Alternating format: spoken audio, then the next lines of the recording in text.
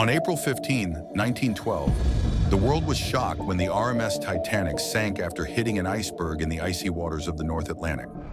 Over 1,500 lives were lost, and it became one of the most tragic maritime disasters in history. But what if everything we've been told about the Titanic is not the whole story? What if there's more to the tragedy than just bad luck in a failed ship? What if dark secrets were hidden from the public, and some of the most powerful people in the world had a hand in the disaster? Today, we'll uncover the dark truths behind the Titanic disaster and explore the conspiracy theories that suggest this wasn't just an accident at all. This is the untold story of the Titanic, one that goes far deeper than we ever imagined. To understand the Titanic disaster, we first need to understand the ship itself. The Titanic was a luxury liner known as the largest, most luxurious ship in the world at the time. It was said to be unsinkable, a floating palace that could withstand anything. But behind the scenes, there were strange things happening. There were multiple warnings about icebergs in the area, but the ship's captain, Edward Smith, continued on full speed ahead. There were also complicated insurance policies at play, and some experts say that these might have been part of a plan to cause the ship to sink. But the most chilling part, some believe that the Titanic wasn't even the ship that was supposed to sink. Could the Titanic have been switched with its sister ship, the Olympic, in a plot to collect insurance money? That's just the beginning of the dark secrets surrounding the Titanic disaster. Let's dive into the switch theory, the idea that the Titanic was swapped with the Olympic before the fatal voyage. The Olympic, launched a year earlier, had suffered a serious collision with a British warship, which left it badly damaged.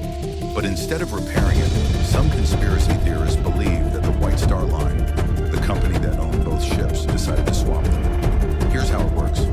The Olympic was a near twin to the Titanic, and they looked almost identical.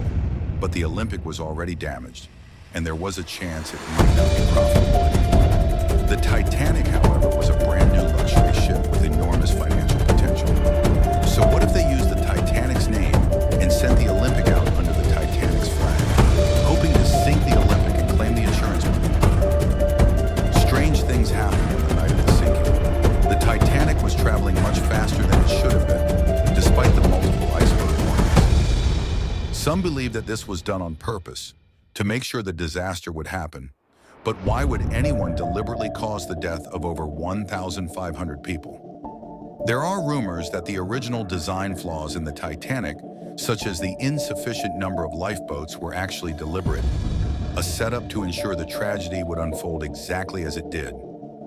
Another dark twist to the Titanic story involves some of the high-profile passengers aboard the ship.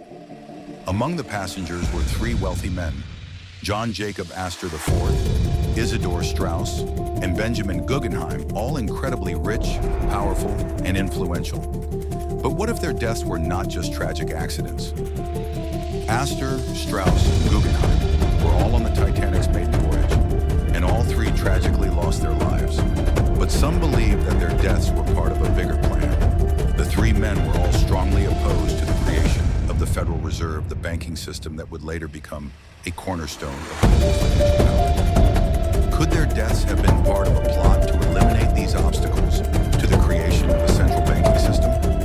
As crazy as this may sound, it's well documented that Astor, Straus, and Guggenheim were among the few influential people who were against the Federal Reserve. Could they have been silenced all at once in the most publicly devastating way possible? Even stranger, there were wealthy families who avoided boarding the Titanic at the last minute. The Rockefellers and other wealthy elites had reservations, but canceled them. Did they know something the rest of us didn't?